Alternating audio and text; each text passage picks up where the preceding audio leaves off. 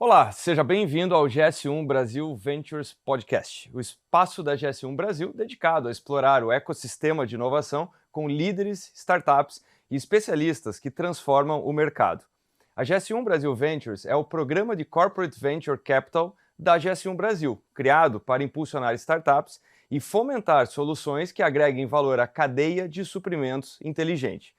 E com mais de 50 anos de atuação, a GS1 é reconhecida mundialmente pelos padrões globais de identificação de produtos, como o Código de Barras.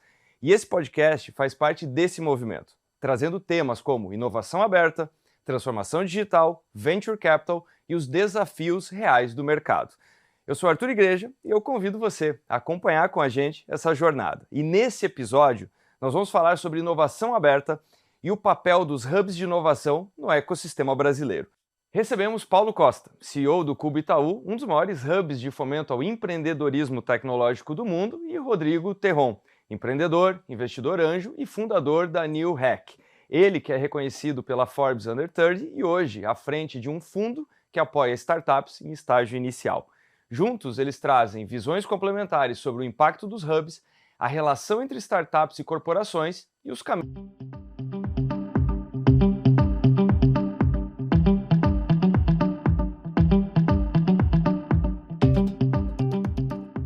Bom, então vamos lá. Paulo, eu queria te perguntar, o que é o Cubo, que é um ecossistema, e qual o seu papel na inovação brasileira? E eu queria, antes de mais nada, dizer que eu acho que muitas pessoas acabaram conhecendo esse termo ecossistema, startups e investimento e tudo mais, justamente através do Cubo. Então, seja bem-vindo e, por favor, compartilha com a gente o que é o Cubo, afinal de contas. Boa, obrigado aí pela oportunidade de estar aqui com vocês. Bom, o Cubo, de fato, ele começa a partir de um boom ali de mercado. Vou acelerar um pouco o tempo aqui, mas teve a crise financeira de 2008, 2009 do mercado financeiro. As fintechs começaram a ganhar bastante corpo ali depois dessa crise que foi engatilhada ali pelo mercado financeiro norte-americano, principalmente os bancos de Nova York. As fintechs começaram a aparecer, vamos falar assim, e junto com isso veio um termo muito famoso entre os anos de 2010 e 2015, que era a transformação digital. Então, a partir de 2012, ali, principalmente, isso começou a ganhar bastante corpo. E o Itaú, nessa relação com a tecnologia desde a sua fundação, ele pensou, cara, a gente precisa acompanhar esse movimento. Para um banco é muito falar assim, fácil a decisão sobre investimentos que podem se beneficiar ele próprio. Então, o banco podia fazer, eu vou fazer uma aceleradora, vou fazer um venture capital, vou fazer uma incubadora, mas o banco decide, nessa época, fazer uma comunidade de empreendedorismo, e a partir dessa construção dessa comunidade, de viver grandes empresas, startups, fundos de venture capital, inclusive o Itaú vivendo e construindo essa comunidade, ele podia se beneficiar, mas não só ele, mas várias outras grandes companhias, e assim beneficiar as startups. Então a gente começa assim em 2015 um modelo para criar densidade, né? Essa era a proposta lá em 2015, a morar junto antes de casar, essa era a ideia.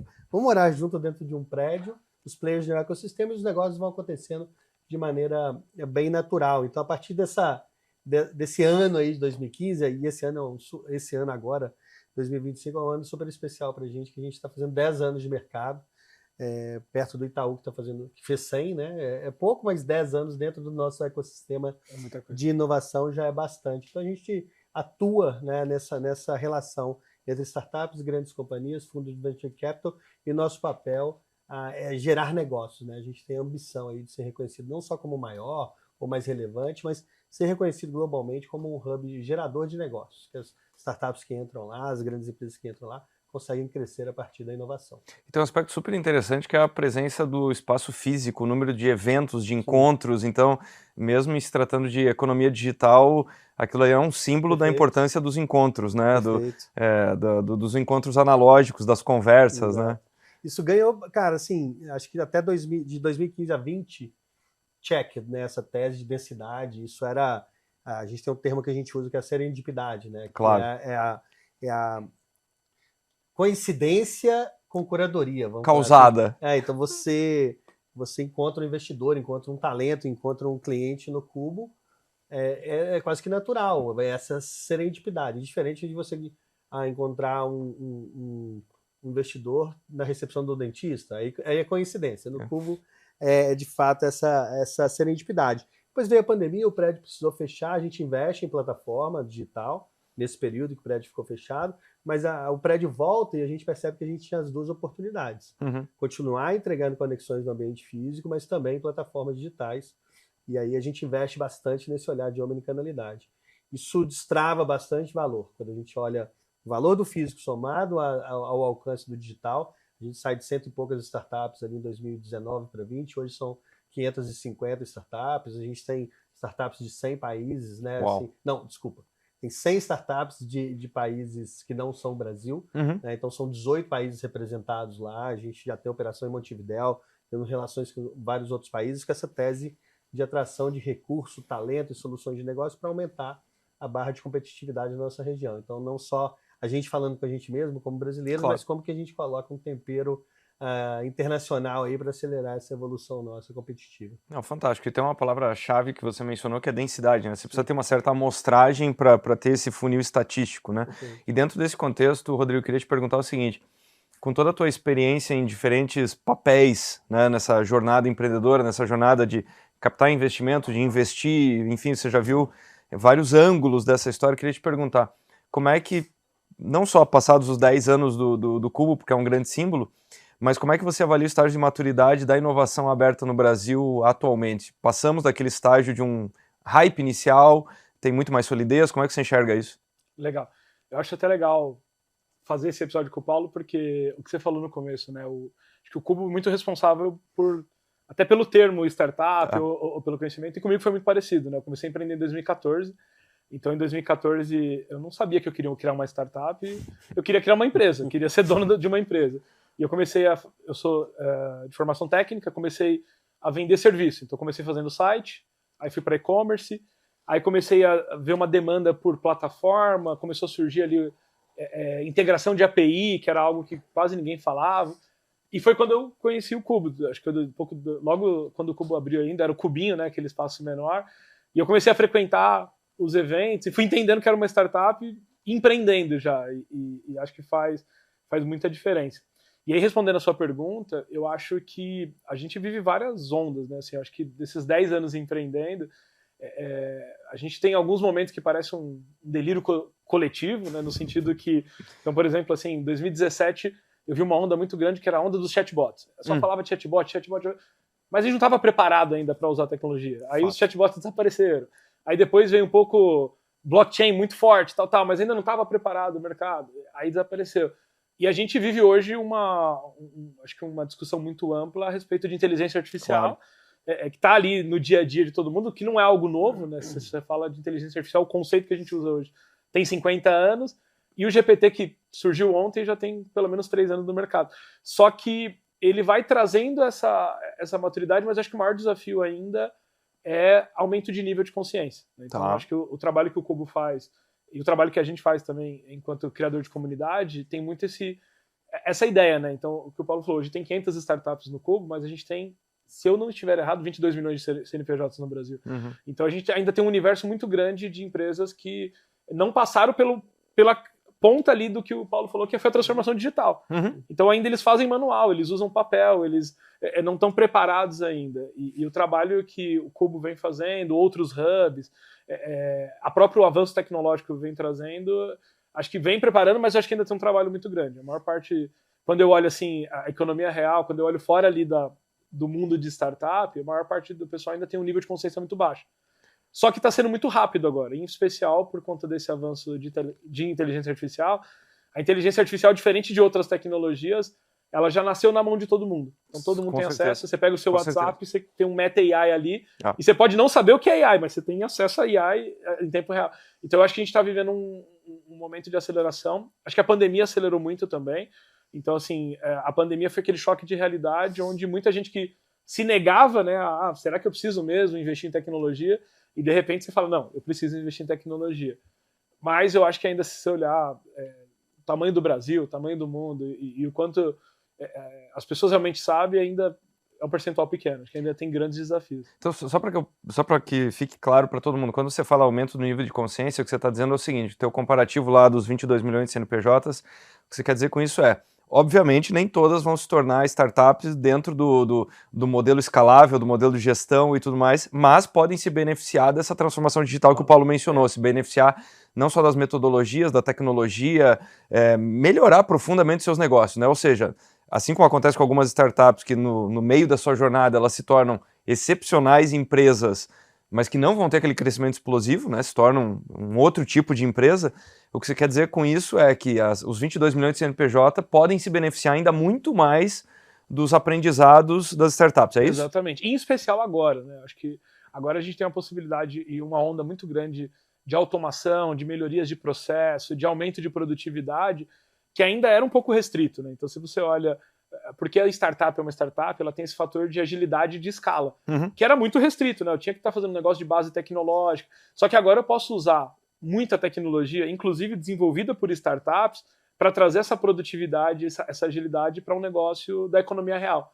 Então a gente vive um momento agora muito interessante. Sem dúvida. E esse paralelo que você traçou é fato, né? Porque diferente da internet, que acabou de completar 30 anos no Brasil, em que a pessoa tinha que tomar uma decisão de assinar algo, instalar um modem, ter um computador, etc., ela já nasce na mão de todo mundo, né? Paulo, voltando agora nesse marco de 10 anos, me corrija se eu estiver errado, mas me parece que há 10 anos atrás ainda existia um pouco daquele discurso das startups que pareciam piratas querendo atacar grandes navios, etc, etc. E, na verdade, nunca foi isso, né? Sempre foi sobre complementariedade e o que eu sempre falo é, se tudo der certo para uma startup, ela vai virar uma empresa grande, né? Então, o que mudou nesses 10 anos, não só nessa mentalidade, mas nessa relação? Eu acho que você falou tudo, acho que tem uma grande bíblia das startups, que é o Lean Startup, de Eric Ries, ali, que foi talvez o livro que inspirou uma geração inteira de empreendedores. E aí esse livro, esse conceito, né, vamos chamar de o conceito de Lean Startups, ele começou a entrar dentro das grandes corporações, e toda grande corporação começou a tentar instituir esses métodos de Lean Startup dentro das suas estruturas. E com o tempo elas viram que era difícil, né, do 0 para 1, como o Peter Thiel fala ali. Mas aí o próprio Eric Ries depois escreveu um segundo livro justamente para grandes por causa empresas. desse interesse, né, de grandes empresas entenderem o método, e de fato tem um ponto no meio ali, né? As startups de fato querem ser grandes empresas não querem ser startups, elas querem ter os benefícios da agilidade, da inovação, de uma cultura, né, focada no cliente principalmente. Se a gente entende lá, entrevistar as pessoas, como eu falei, a gente está fazendo 10 anos, a gente está fazendo um tanto de trabalho agora de homenagens, de recapitular vários acontecimentos nesse período, e o próprio Ricardo Guerra, que CTO do banco, que é um dos criadores do Cubo lá há 10 anos, ele fala, né, naquele momento a gente precisava entender qual era o modelo mental, como trabalhavam, né, como que era o processo decisório, e não só a tecnologia em si. Então eu acho que essa junção de interesses aqui, a gente vai agora, depois de bastante tempo, a gente vai chegando no entendimento que inovação aberta é somar brilhantismos, né? Pegar o que a gente tem de bom dentro das grandes companhias, expertise que a gente tem de indústria, capilaridade, acesso a cliente, né? O legado positivo, e como que eu somo isso a um empreendedor como o Terron, por exemplo. E essa soma vai fazer a gente ser mais competitivo, né? Toda a discussão que eu vi nesses 10 anos, sendo de subtração ou substituição, a gente viu que ela era demorada, ou era mais cara, ou ela não dava certo. Quando a gente via o mesmo nível de conversa na mesa, assim, né, o executivo vencedor entendendo que tinha valor ele se juntar a um empreendedor que estava começando sua carreira ali, e o empreendedor também reconhecer que do outro lado da mesa esse papo de dinossauro, isso aí para mim já passou, né? Tem bastante conhecimento, bastante coisas boas dentro das grandes empresas. Dentro do Cubo a gente tem uma empresa que é a Sangoban, uma empresa multinacional de 380 anos. Sim, né? sim. E ela é a empresa que está no Cubo desde 2015 ou 2016, se eu não me engano, e ano passado foi reconhecida como uma das empresas que mais fazem negócio dentro do Cubo. Olha aí. E tem casos de inovação aberta dela lá no Palácio de Versalhes, há 300 anos atrás, na construção do palácio, como que eles usaram os vidros e tal. Que era o nascedor da empresa. Então, assim, acho que agora a gente está chegando nessa maturidade de entender que não é um jogo para todo mundo, não é um jogo para 22 milhões de empresas. As empresas, por desenho, elas são diferentes. Então, quem mais entender esse jogo, que é um jogo de jogar xadrez mesmo, que tem política, que tem desafios, que tem mas que ele pode ser muito pode beneficiar ambas as partes. Acho que a gente está chegando nessa maturidade agora de entender que não é hype mais, tem valor, mas tem que saber fazer. É extraordinário, porque eu adoro esse tipo de exemplo que quebra muito desses... Não vou nem chamar de hype, né? Mas são coisas que chamam a atenção, né? Então as pessoas preferem pegar esses casos que não são tão representativos, mas que chamam mais atenção, né? Então essa startup foi lá e derrubou aquela empresa. Não é representativo. E quebra também esse paradigma, né? Como você estava falando, uma empresa com mais de 300 anos, super inovadora, super conectada em inovação aberta. Ou seja, poder ter essa amostragem temporal e em densidade mostra muitos caminhos, né? Arthur, adoro o termo hype, tá? Eu acho que a gente começa a colocar um hype numa caixinha meio, muitas vezes pejorativa. Isso é hype, a gente adora o hype. Eu acho que o papel de hubs como o nosso, empresas como a do Terron, é transformar o hype em mainstream. Né? Então tudo que é hype, se for conveniente para o ser humano, ele vai se transformar. A velha curva de adoção de produto que a gente conhece há muito tempo. Então começa mesmo com 15% e você vai quebrando as coisas e ela vai virar 85%. E quando ela se torna 85% de adoção, é sinal que deu certo pra caramba, né? Então acho que nosso papel é, quando chega um hype, a gente fala, cara, a gente tem o Cubo AI, né, que é o nosso hub focado em inteligência artificial. Quando a gente foi lançar o hub, a gente falou, cara, vamos fazer tecnologia emergente, porque era blockchain, era nuvem, depois blockchain, agora... Senão daqui a pouco tem que trocar o nome. Vamos usar o AI mesmo, porque é hype. Então vai chamar mais atenção, chama mais atenção do ponto de vista de conhecimento, de atração de solução, de atração de atores, de conteúdo. Beleza, daqui 1 ano, 2 anos... Se precisar mudar, muda. Muda. Né? Se a gente não puder mudar como claro. de inovação, quem muda? Não, seria totalmente incoerente, né? Só a título de curiosidade, chegou a existir uma iniciativa metaverso ou não? Não, mas assim, tinha as propostas, né, de transformar o Cubo, até por causa do pós-pandemia, de ter ele numa outra experiência, numa experiência mesmo virtual. Mas a gente, assim, o Cubo, a gente recebe muitas propostas diárias, assim, mas a gente também frequenta os principais eventos de inovação do mundo para acompanhar um pouco do negócio. O SX, talvez o SXSW é um dos principais eventos que a gente segue, né, como empresa desde 2016, se eu não me engano, e todo ano a gente está lá. E a gente percebeu isso vendo, né? Então, assim, 2022, a SXSW era metaverso para todos os lados, e aí parecia que aquilo ia pegar, a meta, né? Agora eu falo que não é por causa do metaverso, mas foi coincidência, né, no mesmo ano. ChatGPT é de novembro de 22. Exato. E aí a gente volta ao SX em março de 23. E desculpa interromper pela sua idade, assim, mas teve um filme chamado Men in Black que o Will Smith usava um neutralizer. Eu assisti esse filme. Apagava a memória. Tinha um neutralizer. E a gente chegou no SXSW de 23 para dizer que o Will Smith tinha passado ninguém lá. Nunca tinha falado. E ninguém sentiu vergonha, tá? Todo mundo era AI everywhere e metaverso. Não, nem sei o que você está falando, cara. Metaverso. Não sei o que você fala, né? Não, mas enfim, assim como você estava resgatando o filme, eu estava resgatando o tema. Vamos lá, Rodrigo. Boa. Você passou por papéis que são muito complementares, são muito diferentes, né? A jornada do empreendedor, a jornada do investidor, a jornada do mentor e tudo mais. Olhando isso que o Paulo estava falando, né, que é um jogo de xadrez, que é um jogo que precisa ser entendido. Bom, você esteve em diferentes posições desse tabuleiro. O quanto que isso te ajudou? Quais são as perspectivas que mudaram na sua cabeça quando você vai conversar hoje com um empreendedor que ainda não passou por essas outras jornadas e você olhando para o Terron de anos atrás, o que você vê diferente? Legal. Eu acho que quando a gente está ali do lado empreendendo, né, a gente sempre vê a corporação como um vilão, o investidor como um vilão, né? Pô, não é porque todo investidor fala não, né? Porque outro dia eu fui numa universidade palestrar e aí o pessoal me colocou na parede, assim, e falou, tá, mas fala agora, por que os fundos não investem? Eu falei, não, como assim os fundos não investem? É muito legal isso, assim, porque hoje, quando eu olho, por exemplo, as minhas tentativas de captar investimento lá, 2018, 2017, e eu penso com o meu mindset de hoje, eu falo, cara, eu não teria investido no meu negócio, porque você vai amadurecendo, você vai entendendo. Então eu acho que eu volto a falar do nível de consciência, né? Quando você está começando a empreender, você não entende, por exemplo, que quando você vai lidar com o investidor, você precisa, como empreendedor, pensar como o meu negócio vai gerar um retorno para esse investidor, que vai gerar um retorno para alguém que colocou o dinheiro no fundo. Você só passa a pensar isso lá na frente, né? Você fala assim, não, eu preciso vender o sonho, mas o investidor, ele também precisa captar dinheiro e ele também precisa vender um resultado. Então, acho que você vai evoluindo nesse processo, né?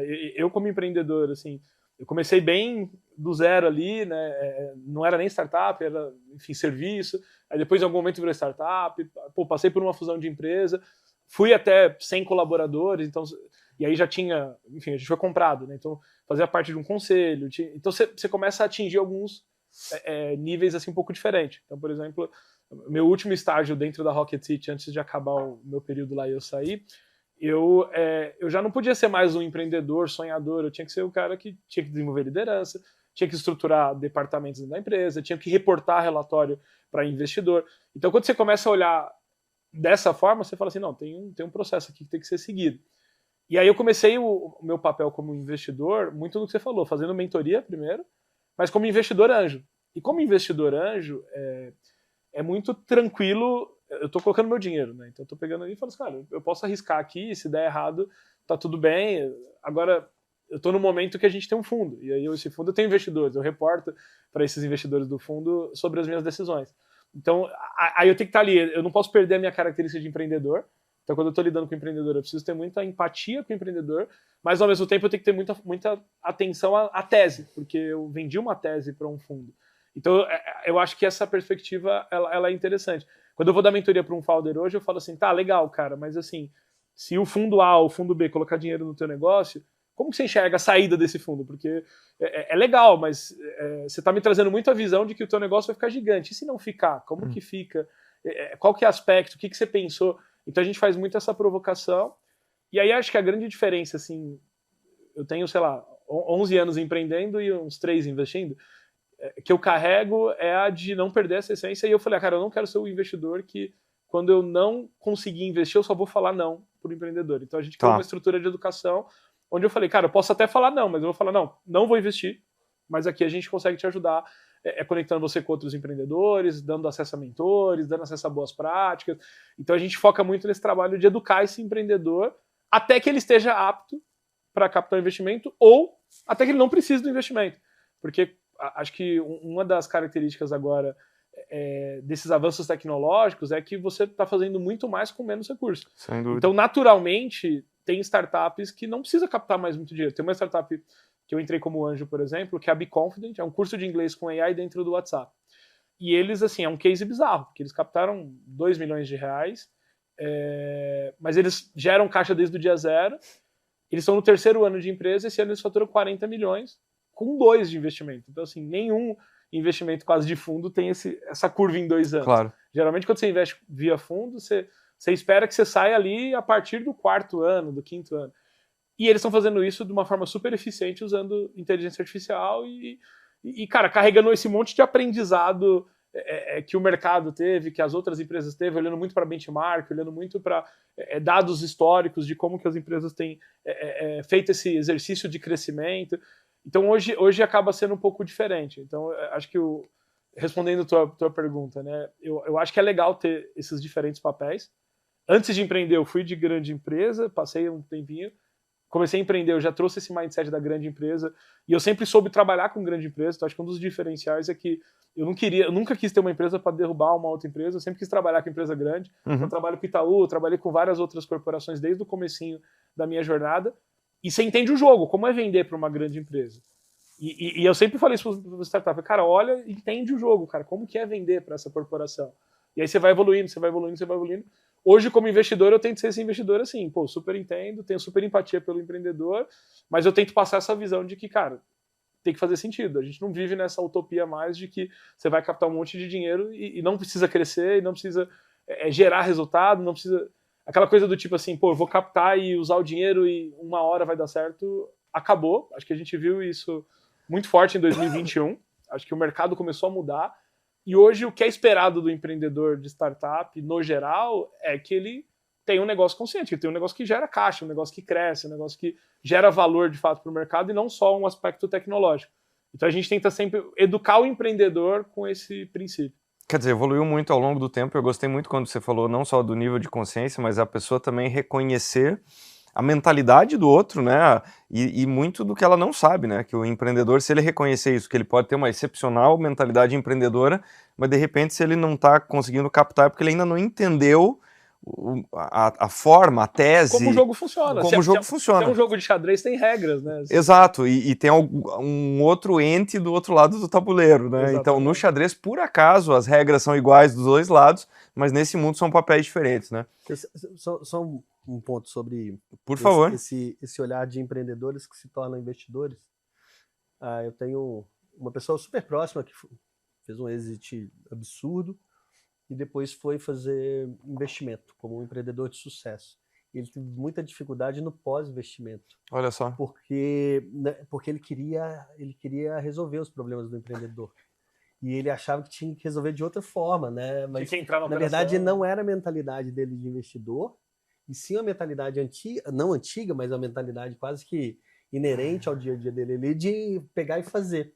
Então ele fez alguns investimentos, principalmente anjo no começo, e aí ele falou, cara, não, agora eu vou investir em fundo, porque eu tô com muita ansiedade de pular e tentar ajudar, e discordando do empreendedor, e eu já vi que eu errei. Alguns empreendedores, diferente do caminho que eu pensava para a empresa, ele estava certo. Então esse é um outro olhar. Claro, né? Que claro. A gente também acha que os papéis são lineares, né? Então eu sou um empreendedor, aí eu faço um exit, aí eu me torno um mentor de sucesso, aí eu me torno um investidor de sucesso. Não tem essa linearidade. Assim, você acha que você tem que ter características de empatia muito, muito forte, mas sem entendendo qual que é o papel de cada um no jogo. Né? Inclusive muda muito, né? Assim, então, por exemplo, quando você é um empreendedor de uma startup, sei lá, com 5 pessoas, naturalmente você é extremamente mão na massa. Claro. Você faz tudo. Claro. Então, por exemplo, assim, quando a gente na Rocket tinha 100, eu já não fazia muita coisa. Meu papel era muito estratégico. Eu tinha que direcionar o time. Então, quando eu tentava fazer alguma coisa, eu atrapalhava o time. Aí o pessoal falava, cara, por que esse e-mail? Você, cara, mas você não tem que cuidar de e-mail, cara. Vai lá, isso aqui é responsabilidade aqui do marketing. Você é o CEO da empresa, mas você não pode atrapalhar as pessoas. E aí, quando você sai, então eu vendi a empresa. Aí, quando eu saí, assim, no dia 0, eu percebi que eu era um cara só estratégico e eu deixei de ser o cara mão na massa. Eu falei, cara, eu tenho que voltar. Eu era advisor de uma startup e aí eu tava tentando ajudar eles e tal. Aí chegou um dia e ele falou, cara, mas a gente aqui ainda tá muito estágio muito inicial, não existe essa estrutura que você tá vendo, tal. E aí caiu a ficha. Eu falei, cara, eu tô sendo muito estratégico, pouco tático e zero operacional. Aí você inverte um pouco o papel. Claro. Acontece muito isso. A gente tem muitos investidores na nossa estrutura do fundo, que são empreendedores que passaram, né, por um processo de vender empresa, eventualmente saíram de um negócio, não entraram num negócio novo ainda. E esse pessoal fica um pouco perdido também. E a gente viu isso como uma oportunidade. Eu falei, pô, se eu pegar esse empreendedor experiente, que ele sabe ele tem um conhecimento, né, do zero até a saída ali que ele pode compartilhar, mas colocar em doses pequenas, porque se você coloca ele também dentro da operação, ele atrapalha. Claro. Agora, uma dose assim, e o empreendedor dominando ali, o empreendedor trazendo, eu tô com uma dor aqui de estruturar o RH. Pô, esse cara estruturou 10 RH. Ele vai falar, não, olha, vai por aqui. Então, a gente age como meio intermediário, assim, e funciona bem. Mas é uma dor. Não, é porque isso que o Paulo estava descrevendo, que você está complementando, é como se fosse aquele jogador que acabou de se aposentar e virou técnico, né? Então ele quase entra em campo para tentar cobrar a lateral, para tentar ajudar, né? Paulo, mas nessa linha dessa troca, que é para isso que um hub tem parte do seu propósito, né? O quanto que isso impacta na jornada, não só, porque nós estamos falando aqui não só dos empreendedores, mas dos investidores, de todo mundo que participa, literalmente por essa troca, muito do que você estava descrevendo agora, do tipo, eu tenho essa dúvida, pois a pessoa aqui do lado, ela já passou por isso 10 vezes, né? O quanto que tudo isso se acelera? Acho que o nosso papel como ecossistema, como hub, é exatamente esse, tá? De entender os desafios, as necessidades ali das startups, das grandes corporações e dos investidores dentro no ambiente que a gente tem os elementos perto. Então eu tenho conhecimento, eu tenho solução de negócios, eu tenho dinheiro, eu tenho cliente, a gente tem uma série de elementos que vivem nesse ecossistema. Nosso papel como time Cubo é ter essa agilidade de conectar as coisas. Tem muitos processos construídos para isso, né? As pessoas É engraçado que tem uma pessoa que entrou no nosso time recente que trabalhava numa startup do Cubo. Aí ela falou assim, eu nem sabia que vocês tinham um time, né? E aí parece que vai mágico, né? Aqui no prédio, assim, né? E hoje o time do Cubo são 150 pessoas diretos e indiretos ali, atuando diariamente. A gente tem metas, por exemplo, de quantitativas mesmo, de 3.000 conexões qualificadas no ano. Olha só. 3.000 conexões qualificadas no ano, cara, você tem que trabalhar para que isso aconteça, você tem que ter método, ferramenta, uma série de coisas. Então, assim, nosso papel é exatamente esse. Como um fundo vai entender, como um mentor vai entender o momento, a gente tenta entender o momento das startups, porque nossa rede, tanto de aluminais, nossa rede de interessados, são 500 eventos no ano, né? Quase que um festival de inovação permanente que a gente vive lá. Sem dúvida. Então, acho que o conhecimento está lá. E o grande desafio é comunicar onde que está esse conhecimento, né? Com quem que eu converso? E aí hoje a gente é organizado por hubs de indústrias, então eu tenho hoje 12 hubs diferentes, são 10 hubs de indústria e 2 que são transversais, um é de AI e outro é de ISG. Todos eles têm grandes companhias com os mantenedores, então o Cubo Agro, você tem Suzano, São Martin, Corteva, CNH, Cargill, Itaú BBA, então são grandes empresas do setor que trazem seu conhecimento de indústria. Por exemplo, no agro, eu tenho pessoas que nasceram no agro, do time do Cubo, que são doutores e doutoras ali, doutoras mesmo, no diploma, de entender os desafios das corporações e aí consegue conectar com as startups. Do lado das startups, das 500 e tantas startups, a gente tem grupos que atendem só startups internacionais, que são necessidades diferentes. Então, quando a gente olha a tributação, quando a gente vê a contratação, quando a gente vê modelo de preço, é uma série de desafios. Então, a gente criou uma estrutura de soft land. Então, as pessoas têm que entender têm que falar vários idiomas, mas não o intermediário do LinkedIn, é o real, né? O real mesmo, porque senão a gente não consegue ajudar. Então, dessas 500 aí, todas têm um atendimento definido. Ali, quem são as pessoas do time Cubo, que são os community leaders, que vão fazer usando o modelo AWS aí de flywheel de geração de valor. Sim, né? Então, sim. protagonismo, reconhecimento, senso de pertencimento, como que a gente desenvolve essa roda aí, tem bastante processo, metodologia por trás ali desses 10 anos que foram sendo construídos. Quer dizer, mais uma vez, é a serendipidade apoiada por processo, né? Exatamente. Deixa eu perguntar para vocês dois. Já que estamos aqui num podcast, né, que nasce de corporate venture, enfim, essa conexão entre investimento, entre teses de investimento e investidos, minha pergunta para os dois, eu gostaria de escutar principais acertos e principais erros que vocês viram ao longo dos anos nessa relação corporação que está se aproximando de startups, que está entendendo que é preciso e desejável a inovação aberta, o relacionamento das corporações com as startups e das startups com as corporações. Legal. Eu posso... Pode, por favor. Assim, o que eu vejo é que a corporação ela precisa se preparar para trabalhar com a startup, porque são condições muito diferentes. Então, assim, por exemplo, uma coisa que eu sofri muito do lado como empreendedor ainda, era eventualmente uma empresa grande que quer me contratar e que eventualmente ela não entende que, por exemplo, geralmente a gente trabalha com o caixa do dia. Então, assim, você fala, pô, legal, eu lembro assim, a gente fechou projetos gigantescos, então, sei lá, a gente fechou um projeto com a Uber, por exemplo, um projeto de R$1 milhão. Pô, super legal. Eu cheguei para a Uber e falei, cara, legal, mas eu preciso de R$1 milhão para entregar o projeto para você, eu não posso receber daqui 120 dias, que é o comum, né? Então, acho que esse preparo é super importante. Então, assim, muitas empresas que a gente trabalhou, a gente foi ensinando literalmente do tipo assim, como eram as necessidades. Tipo assim, legal, posso simplificar para você, posso assumir uma bitributação, tem coisas complexas, tal. Então, por exemplo, o que a gente fazia muito prestando serviço era, eventualmente, a empresa fechava com a gente, falava, cara, você não precisa fechar mais com ninguém. Todo mundo aqui, a gente faz a gestão para você, mas vou precisar receber na ponta. Então, esse cuidado de ter processos, né, de como contratar uma startup é importante. E hoje essa maturidade já existe no mercado. Acho que poucas empresas assim que não entendem como a startup funciona para fazer esse tipo de contratação. Dá para melhorar, mas melhorou muito do que era, sei lá, 2016, 2017, 2018. Algo que geralmente dá muito errado também às vezes, quando a corporação ela quer modular o produto da startup somente para o cenário dela, porque ela mata a startup. Né? Então, ela atrai uma empresa e fala, que legal, você resolve 70%, mas eu quero que você resolva esses outros 30% aqui e aí a startup começa a mexer no produto, e aí isso atinge os outros clientes. Ela começa a virar um departamento. Vira um departamento. E Software house. uma software house. Isso não é um problema, por exemplo, se isso vira um M&A, né? Se a corporação compra. Claro, Mas claro. às vezes para aquela startup que está criando uma solução para o mercado e não para uma empresa É um problema. específica, é um problemão. Eu acho que acertos assim legais são esses acertos de empresas que eu acho que o Itaú faz um pouco disso, faz bastante até, de, por exemplo, assim, cara, vou me conectar com uma startup, vem aqui dentro da minha estrutura, vê outras situações onde você pode trabalhar, ou empresas e parceiros que eventualmente eu posso te apresentar. Então, assim, quando a gente fechou com o Itaú, por exemplo, lá atrás, eu lembro que o Itaú foi um gerador de clientes pra gente. Então, isso, para uma startup é legal, assim. Ou quando, dentro da corporação, o cara entende que você é uma empresa que está começando e ele também pega um papel um pouco de mentor. Ele fala, não, pô, deixa eu dividir um pouco aqui de experiência com você. Ó, eu acho que tem que ter um pouco dessa... A startup, ela é ágil, ela consegue se adaptar rápido, mas ela é júnior, é inexperiente, ela não tem tanta...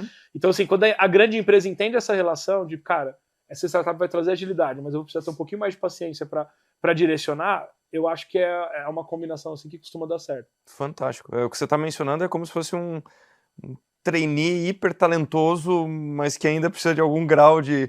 E eu me lembrei imediatamente, quando você mencionou o primeiro ponto, eu me lembro de uma startup que era muito promissora, quando ela teve a primeira aproximação de uma grande corporação, a grande corporação, ela tinha recém sido criada, e a grande corporação pediu comprovação de 3 anos de faturamento.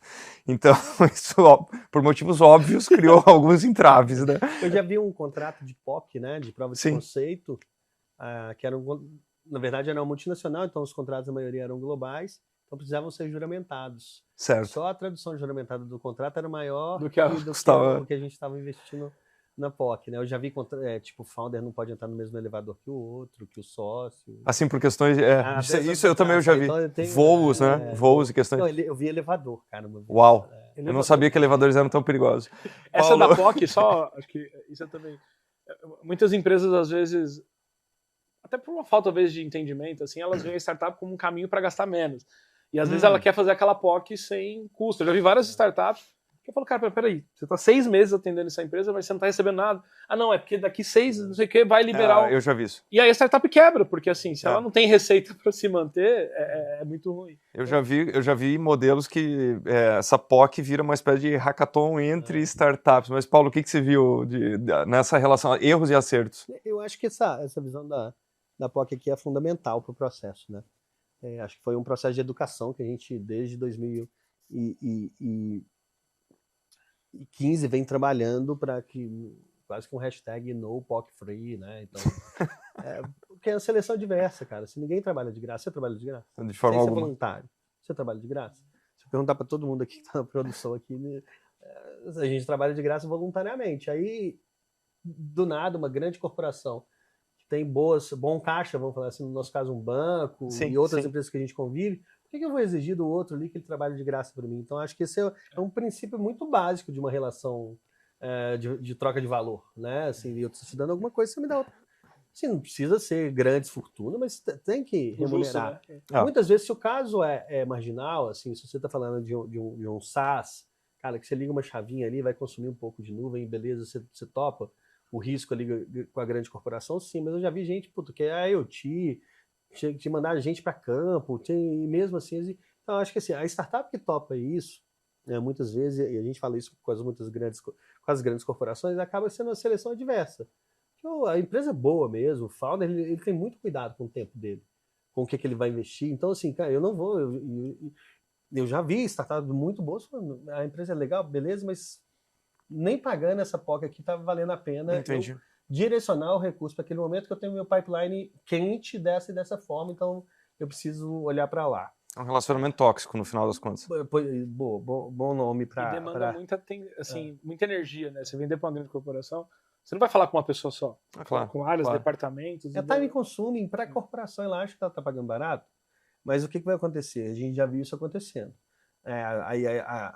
Beleza, vamos fazer uma POC free aqui, porque é importante, no começo, cliente vitrine, e aí a POC vai avançando, só que começa a bater um tanto de cliente pagante aqui, porque a startup está tracionando, está tendo reconhecimento de mercado por uma tecnologia inovadora.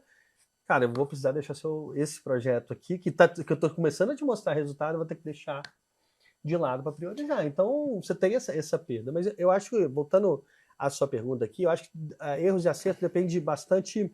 Você falou de corporate venture capital, né? Eu acho que a ponta da pirâmide, eu acho que assim, os erros e acertos estão muito condicionados à maturidade, né? Então, às vezes, você quer fazer um corporate venture capital no momento que você tem muito pouca maturidade de saber o que é um ambiente de startup, você já quer investir, ter o resultado, enfim, tem essas questões.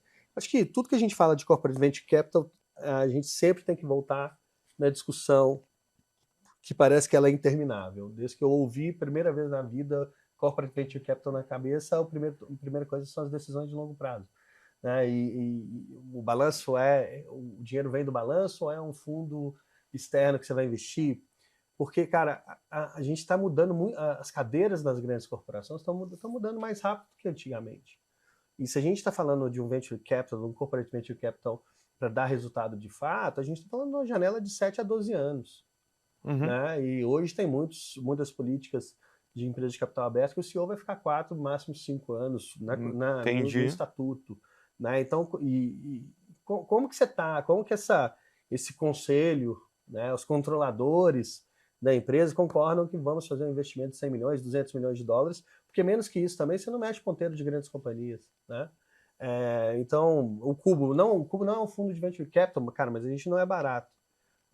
Mas já passamos por 3 CEOs, né? Então, o Roberto Setúbal, depois o Cândido, agora o Milton, a gente segue espero mais 10 anos, né? Então, assim, tem uma visão, porque dificilmente um corporate venture capital num banco muda o ponteiro mais do que juros num país como o nosso. Sem dúvida, especialmente. Então, você tem que ter uma visão muito estratégica, você tem que ter uma visão muito de eficiência, de valor para o seu cliente, não só o ganho financeiro. Então, são questões muito estratégicas que às vezes a gente trata como uma perfumaria. Mas ela precisa ser uma discussão estratégica, de conselho, de comitê executivo e tem que ter visão de longo prazo, senão isso não importa, seja 100 milhões, 200 milhões, daqui 5 anos, 4 anos, 3 anos muda uma liderança e agora meu call é eficiência, vai ser a primeira coisa a cortar. Então a gente ainda vive esse cenário. Tá? O Brasil, principalmente, a gente vive esse cenário de uma falta de visão que um corporate venture capital é de 7 a 12 anos para gerar valor. Como um venture capital, por que você vai ser... O venture capital entende mais que o corporate venture capital.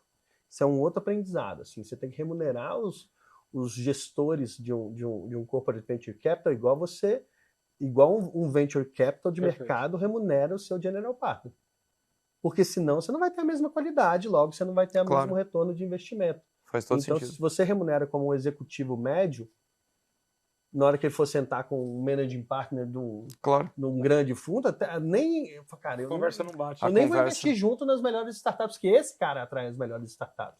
Então, o modelo de incentivo é um grande desafio para as grandes corporações. Sim, porque não basta o título que você está exemplificando, é que não basta a aspiração não ser condizente com os incentivos práticos. E aí eu pego o Terron, que é um general partner excelente ali para o Corporate Venture Capital, está fazendo um excelente trabalho de scout, começou a fazer seus primeiros investimentos e já vê algum retorno ali no que ele está vendo, vai vir um fundo top e traz ele como sócio e vai remunerar ele muito melhor do que a corporação está fazendo. Então, o modelo de incentivo ele é um modelo debatido globalmente, não é só aqui. Né? Entendi. Aproveitando esse gancho aqui, deixa eu te perguntar, ao longo desses 10 anos, você estava falando sobre um aspecto interessantíssimo, que é capacidade de visão de médio e longo prazo. Aliás, nós estamos chamando aqui de longo prazo, dadas as transformações, não só tecnológicas e tudo mais, mas para tese de investimento, para alguns retornos, isso nem longo prazo né? Eu digo, quando você está falando ali de 5 anos, 7 anos, enfim. Queria te perguntar o seguinte, pegando esses 10 anos do Cubo, qual que é o grau de variabilidade da participação efetiva das corporações? Minha pergunta é, quantas que entraram nesse jogo e ficaram, que percentual que você estimaria, e quantas que participaram por algum tempo e não tiveram essa visão de fato de longo prazo? Boa, eu não tenho esse número, tá? Eu tenho mais assim, casos como a TIM, como a Saint-Gobain, a Accenture ficou com a gente 9 anos, a TIM está há 10 com a gente, o Itaú está há 10 com a gente, naturalmente, Saint-Gobain, Microsoft vai e volta, Ambev vai e volta, a gente tem uma série de grandes companhias que estão com a gente há muito tempo. A gente tem baixo baixo nível de churn nos sponsorships altos e um nível de churn alto nos sponsorships muito baixo. Olha só. E explico. Em geral, quem está querendo testar é o que deveria investir mais. Mas não é contraintuitivo. Claro. Quem tem maturidade, em geral, é aquele que precisa de menos apoio, menos visibilidade, porque ele já consegue fazer, na teoria, o que deveria investir menos. E o investimentos que eu falo de operação, tá? Não de capital, de capital no negócio. Isso, não, deixa eu começar para ver como é que é. Aí eu coloco alguém part-time, aí eu coloco, não dou toda a dedicação, e é assim como qualquer área das nossas companhias. Se você faz isso com marketing, com RH, com legal, com tal, se você coloca part-time, gente mais júnior, você vai ter o resultado proporcional ao que você está fazendo. É a mesma coisa para inovação aberta, para corporate venture capital. Quanto menos atenção, tempo, dinheiro e pessoa, o resultado é proporcional, como qualquer coisa. Mata rápido também, né? Não vai acontecer um milagre. Então não tem. Essa é uma palavra importante. Não tem mágica em inovação. A inovação ela não é fim, né? O fim é o sucesso com o cliente, é o seu balanço. Esse é o fim. Inovação é meio. Tudo que é meio é processo. Tudo que é processo precisa de disciplina. Precisa de execução, então... E culturalmente é um belo desafio para latinos, né? Total. E tem essa coisa assim da inovação disruptiva versus a inovação incremental, né? Que todo mundo busca essa inovação disruptiva que vai mudar. E na verdade todo mundo deveria estar olhando para incremental, que é aquela coisa de vou melhorar um pouquinho aqui, um pouquinho aqui, um pouquinho aqui. E a galera desiste porque não acha o disruptivo. Assim. Mas você sabe que eu acho que esse é um ponto de acerto. Voltando à sua pergunta, nesse momento eu acho que a gente está com menos vergonha de falar que estamos investindo em inovação incremental, até porque o momento macroeconômico ele não nos permite, perante os conselhos, você ficar falando de horizonte 3, muita disrupção. Então, acho que a gente está com menos vergonha de ir ao palco e falar que a inovação aberta está gerando valor no horizonte 1 ali, que ela é eficiência, foco na execução, e a AI é um paraíso para isso, por isso que eu acho que a gente está falando muito. E agora a gente está tendo uma visão mais clara de onde colocar o dinheiro, né? Então, incremental é no balanço, é time, é execução, é descoberta, é discover, é testes rápidos, são modelos como os jet skis famosos agora do iFood, né, que você vai testando rápido, então mais incremental. Acho que a disrupção, que é há 15 anos, né, falam de H3, Horizonte 3 ali, a gente está falando de... Aí eu considero P&D forte mesmo, é lá que está a transformação das corporações do ponto de vista disruptivo, e eu acho que o CVC está mais para Horizonte 3 do que Horizonte 1 também, sabe? Mas se você me permite, tem um ponto super interessante aqui, porque voltando em algo que o Terron falou logo no começo, e eu adorei que vocês falaram sobre essa inovação, primeiro que a inovação não é fim, né, mas essa inovação mais incremental, porque tem algo que eu olho há vários anos, que muitos deixam na mesa o que eu chamo de juros compostos da inovação incremental, que no final é tremendamente exponencial, né? Então, como investimento, os investidores entendem isso, né? Que se você tem depósito e regramento, você tem um efeito composto absurdo. Mas na inovação incremental, busca-se direto o fim dessa curva, né? Um efeito exponencial, que era muito o que se falava há 8, 10 anos atrás. Então, mas conectando com algo que o Terron falou, e caminhando aqui para a reta final do nosso papo, porque você estava falando de empresas que nunca foram tão... startups que nunca foram tão enxutas, mas que com muito pouco conseguiram causar impactos grandes. Então, o interessante é que talvez nós estejamos vendo inovações, startups, proposições, enfim, que com IA, elas têm a ver com muita eficiência, elas têm a ver com inovações menos explosivas, mas que conseguem ser explosivas, conseguem ter resultados extraordinários. Então, será que a conclusão do nosso papo aqui, parte dele, é que nós estamos vivendo aí, talvez o começo de uma nova era aí de inovações com o foco incremental, o foco um pouco mais pragmático, mais prático, mas potencializado por IAs, por outras tecnologias que possibilitam esse cenário? Sim, eu acho que alguns pensadores já estão falando do unicórnio, né? Exato, é nessa linha. É nessa linha. Vale $1 bilhão e é uma pessoa. É nessa linha. Esteve recente uma das founders da OpenAI, ou foi CTO da OpenAI, ela saiu e ela não tinha ainda, sem tese, sem produto, sem receita, ela captou $2 bilhões, assim, né? Ela tinha 6 meses que ela começou, agora mas ela foi Tesla e depois foi OpenAI, então ela tinha um background, então colocaram dinheiro nela, né? Assim, $2 bilhões sem tese nenhuma. Acho que a gente vai ver isso nos próximos 2 anos acontecendo muito, principalmente lá fora. Acho que aqui no Brasil, pelo vários aspectos, acho que a gente não vai ter esse poder de financiar, e a AI está muito condizente à capacidade de investimento nesse momento.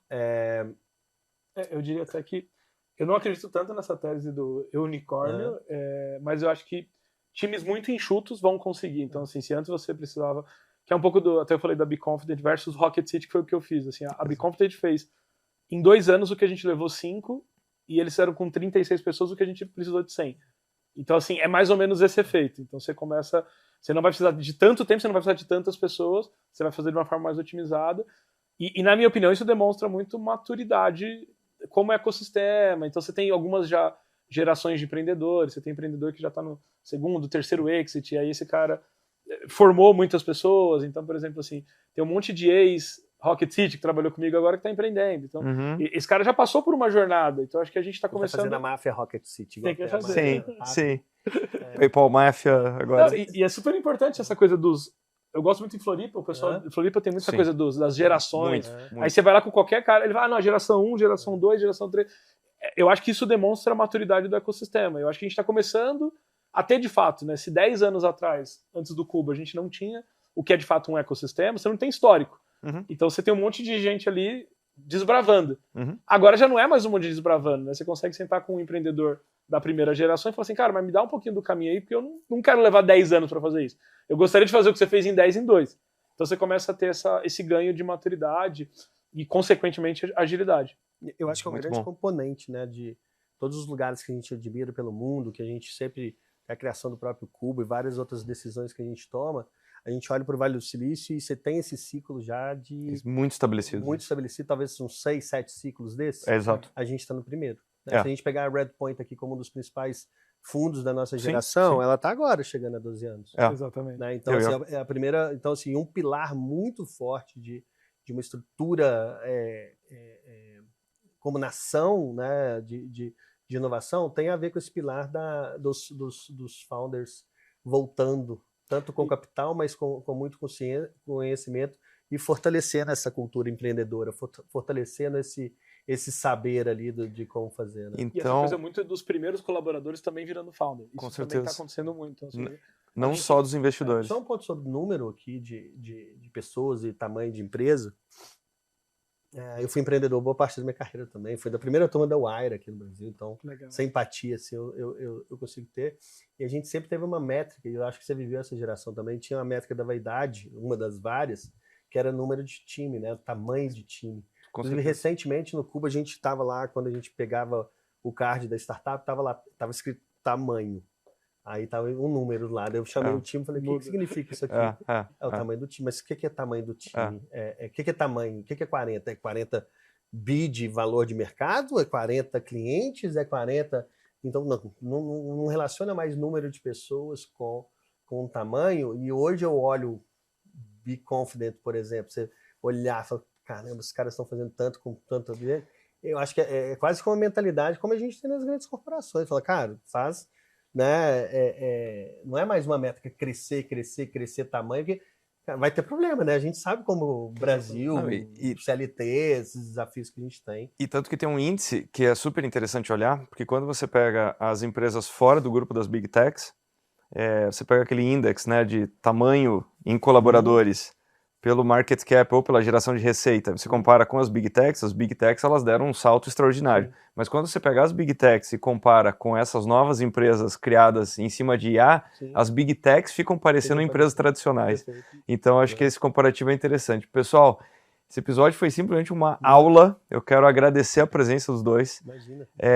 E o interessante é o que eu extraio aqui no final, vocês dois falando sobre maturidade, e sobre o quanto que a maturidade pode impulsionar os próximos passos. Então, acho que terminamos aqui com muito otimismo, com muito ânimo, e certamente daqui a algum tempo nós vamos rever esse episódio e ver o quanto que disso se se comprovou, né, o quanto que isso aconteceu. Então eu quero parabenizá-los pela trajetória, pelo impacto que vocês causam e agradecer principalmente o conhecimento que vocês compartilharam aqui. Obrigado a vocês pelo convite. Obrigado. Obrigado por você que nos acompanhou aqui. E lembrando, se você chegou até o podcast por esse episódio, lembrando que tem uma série de outros episódios anteriores também com conteúdos extraordinários e vários episódios por vir. Então, compartilhe, recomende para todas as pessoas do seu ciclo, para que elas também possam viver essa serendipidade de todo esse conhecimento trocado. Serendipidade, palavra usada aqui várias vezes também, que eu acho que é fundamental. Então, nos siga nas redes e continue acompanhando aqui o podcast da GS1 Corporate Venture.